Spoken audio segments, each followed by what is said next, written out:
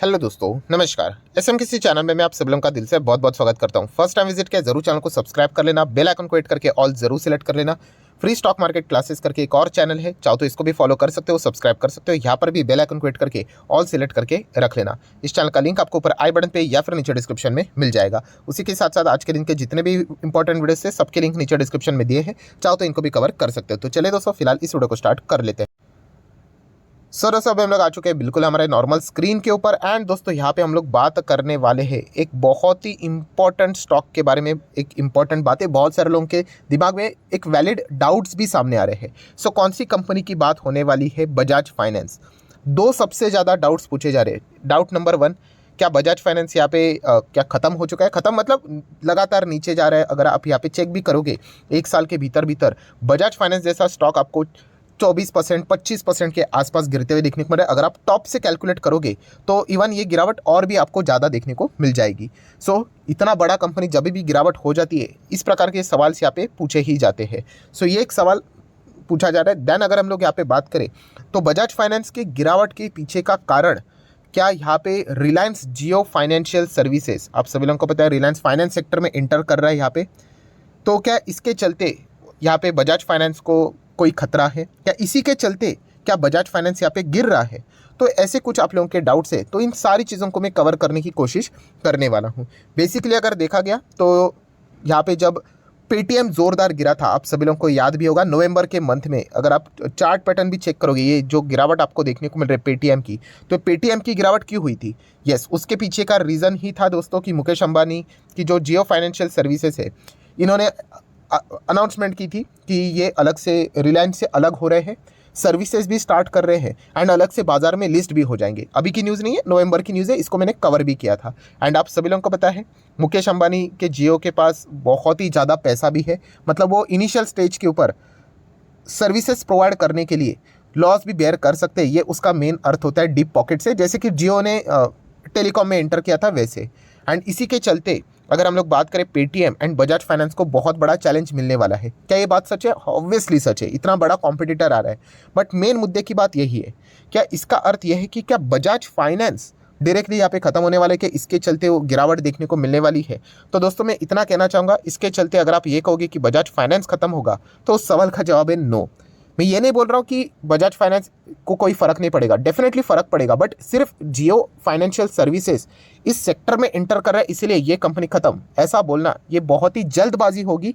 इसके लिए हम लोग को डेटा देखना पड़ेगा कि बजाज फाइनेंस का परफॉर्मेंस कैसा है, जियो फाइनेंशियल सर्विसेज का परफॉर्मेंस कैसा है। अगर जियो फाइनेंशियल सर्विसेज आगे बढ़ रहा है तो किसी का तो मार्केट शेयर कैप्चर कर रहा है, तो किसका मार्केट शेयर कैप्चर कर रहा है, ये सारी चीज़ें देखने के बाद अगर आप बोलोगे तो मैं उन चीज़ों को एग्री कर सकता हूँ। सिर्फ ऐसा नहीं कि किसी ने एंट्री कर ली तो ये कंपनी खत्म, वो कंपनी खत्म, ऐसा बिल्कुल भी यहाँ पे नहीं होता है।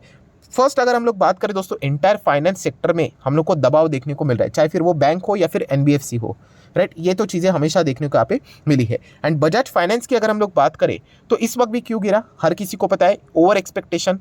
मतलब बजाज फाइनेंस ने ग्रोथ तो दिखाई, एयूएम भी अच्छा खासा दिखाया, उसी के साथ साथ फ्रेंचाइजी की अगर हम लोग बात करें वो भी बढ़ते हुए देखने को मिल रहा है। सारी चीज़ों में ग्रोथ है, बट एक्सपेक्टेड ग्रोथ नहीं थी कि हम लोग एक्सपेक्ट कर रहे थे कि इतना इतना परसेंटेज आना चाहिए, बट उससे कम परसेंटेज आया। एंड इसी का शिकार बजाज फाइनेंस हम लोग को कई टाइम से देखने को यहाँ पे मिल रहा है, जो कि एक नॉर्मल बात है। इसके पहले भी हम लोगों ने बहुत बार इस प्रकार की चीज़ों को यहाँ पे देखा है। ये फिलहाल की सिचुएशन हम लोग को देखने को मिल रही है, जिसके चलते एक गिरावट देखने को यहाँ पे मिल रही है। क्या इसका अर्थ यह है कि वो सारी की सारी ग्रोथ जियो फाइनेंशियल सर्विसेज लेके जा रहा है? ऐसा कोई भी डेटा अभी तक देखने को नहीं मिल रहा है। ये मतलब बोलते ना, हम लोग बहुत ही फास्ट कंक्लूजन ड्रॉ कर लेते हैं कि ऐसा हो रहा है करके। एंड ये कोई फर्स्ट टाइम नहीं हुआ है, इसके पहले भी हुआ है। कौन कौन से शेयर में ऐसा पहली बार हुआ है, तो मैं आपको एग्जाम्पल देना चाहूँगा। जब पतंजलि ने एंट्री की थी यहाँ पे, आप सभी लोगों को यहाँ पे पता है पतंजलि तो एफएमसीजी का दिग्गज कंपनी है, नो डाउट, बहुत ही हायर लेवल पे भी जा चुका है। अभी तो लिस्टेड एंटिटी भी उनका, मतलब एक शेयर भी आप लोगों को बाजार में देखने को मिल रहा है। तब बोला गया था कि जब पतंजलि एंटर कर रहा है हिंदुस्तान यूनिलीवर खत्म करके।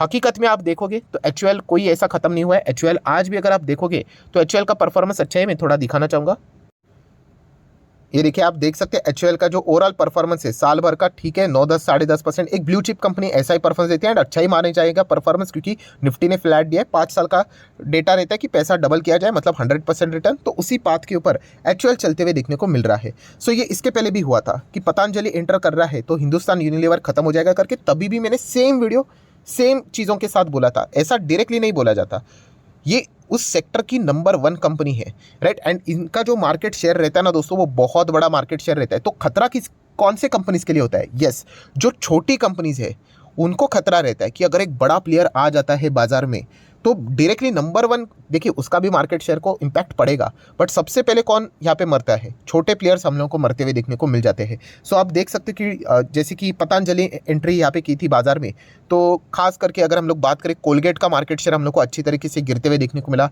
देन डाबर को अच्छा खासा प्रॉब्लम झेलते हुए हम लोग को देखने को मिला। देन अगर हम लोग सिमिलर बात करें तो थोड़ा सा मैरिको को थोड़ा बहुत फर्क यहाँ पे पड़ रहा है। तो ये जो प्लेयर्स है इनको हम लोग को तकलीफें देखने को यहाँ पे मिली थी, बट एचयूएल की अगर हम लोग बात करें एज सच अभी तक इतनी दिक्कत नहीं हुई है। एंड बाद में पतंजलि ने भी ये बात को माना, मतलब मैं रामदेव बाबा की अगर मैं बात करूँ जो कि पतंजलि को चलाते हैं, उन्होंने भी माना कि आने वाले 4 से 5 साल में उनका टारगेट है कि वो इंडिया की सेकेंड लार्जेस्ट एफएमसीजी कंपनी बनना चाहते हैं। पहले वो फर्स्ट बोलते थे, क्यों अभी सेकंड बोल रहे हैं? क्योंकि उन्होंने भी कहा कि हम लोग एचयूएल को इतना इजीली बीट नहीं कर सकते करके। सो ये मैं कहानी आपको क्यों सुना रहा हूँ?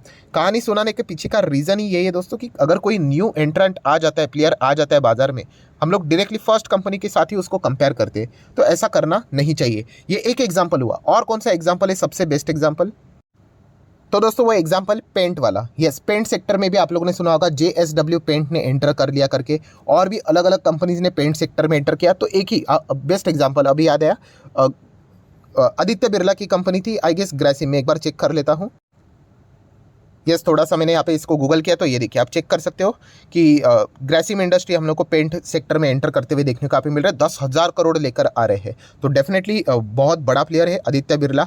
एंड जब ही ये न्यूज़ सामने आई थी तो यही बात हो रही थी कि पेंट सेक्टर का जो लीडर है एशियन पेंट यहाँ पे इसके चलते बर्बाद होगा। तो दोस्तों ऐसा कुछ भी नहीं होता है।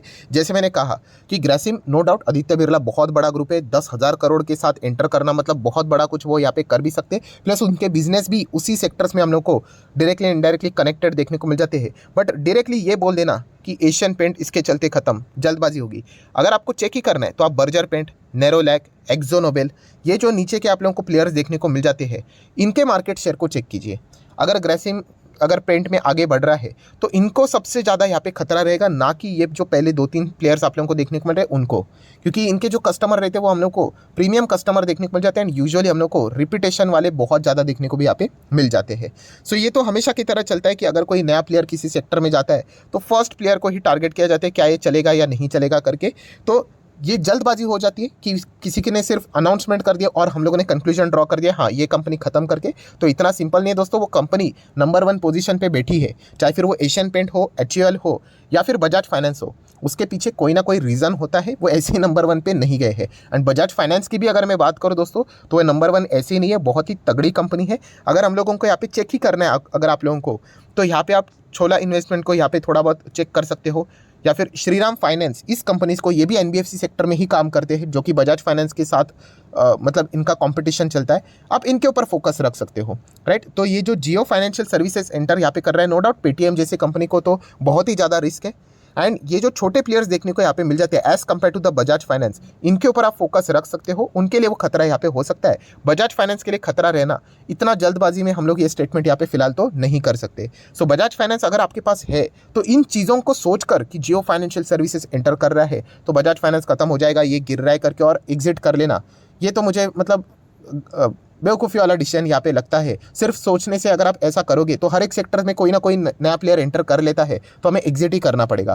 पहले देखना पड़ेगा क्या जियो फाइनेंशियल सर्विसेज क्या उस सेक्टर में उस लेवल का काम कर पा रहा है या नहीं। बजाज फाइनेंस का आप लोगों को पता है एक सबसे बड़ा स्ट्रॉन्ग नंबर 1 ये क्यों है आपको पता ही है, इसका रिकवरी बहुत सॉलिड होता है। एंड इसलिए इनका पैसा मतलब फंसता तो है बट इतना नहीं फंसता है जितना कि बाकी का फंसता है। सो उस लेवल का मतलब बोलते हैं ना, वो सारा रिकवरी जैसा काम भी यहाँ पे करना आना चाहिए, तभी जाके वो एनबीएफसी आप लोगों को नंबर 1 देखने को यहाँ पे मिल सकती है। सो अगर आपके पास बजाज फाइनेंस या फिर जो बजाज ट्विंस भी, आप चाहो तो फाइनेंस बोलो या फिर फिनसर्व बोलो, फिनसर्व में भी अल्टीमेटली इसी का कंपोनेंट है। सो फाइनेंस चलेगा तो फिनसर्व भी चलेगा, फाइनेंस गिरेगा तो फिनसर्व भी यूजुअली गिरते हुए देखने को मिल जाएगा। सो अगर इन दोनों कंपनीज की अगर मैं बात करूं दोस्तों, तो इस न्यूज़ के चलते या फिर इस पॉइंट के चलते एग्जिट करने का विचार करना ये जल्दबाजी हो सकती है।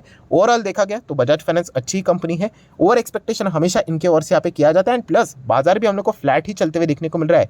इसमें अगर देखा गया तो इस प्रकार का परफॉर्मेंस देखने एक नॉर्मल सी बात यहाँ पे बन जाती है। हाँ, अगर हम लोग ये कहते कि बाकी स्टॉक्स ऐसे रॉकेट की तरह भाग रहे हैं, भागते ही जा रहे और ये कंपनी गिर रही है, तब हम लोग इसको इंटरनली इशू पकड़कर थोड़ा सा कंसर्न हो सकते हैं। बट अभी तक की सिचुएशन के हिसाब से अगर मैं बात करूं, जैसे मैं बोला ना कि आप जल्दबाजी कर रहे हो, सिर्फ न्यूज़ सुन ली और एग्जिट करने का मन बना लिया, तो ऐसा करोगे तो हर एक स्टॉक से निकलना पड़ेगा। तो पहले चेक कीजिए कंपनी के अगर नंबर्स में कोई खराबी आ जाती है, जैसे कि अगर कंपनी का प्रॉफिट यहाँ पे गिर जाता है, कंपनीज के प्रोविजन बढ़ जाते हैं या फिर एनपीएस बढ़ जाते हैं, अगर ऐसा कुछ अगर हो जाता है तो फिर आप वो डिसीजन ले सकते हो, कॉल ले सकते हो। बट सिर्फ यहाँ पे खबर सुन के अगर आप डिसीजन ले लोगे तो फिर वो जल्दबाजी हो सकती है। सो आशा करता हूँ जितना इंपॉर्टेंट पॉइंट्स था वो सारे मैंने एग्जाम्पल के साथ आपके सामने यहाँ पे रखे हुए हैं, तो आपको डिसीजन लेने के लिए भी आसानी यहाँ पे हो सकती है। बजाज फाइनेंस एक बहुत ही फैंटास्टिक कंपनी है, इतना जल्दी से वो पोजीशन 1 से हटने वाला बिल्कुल भी नहीं है।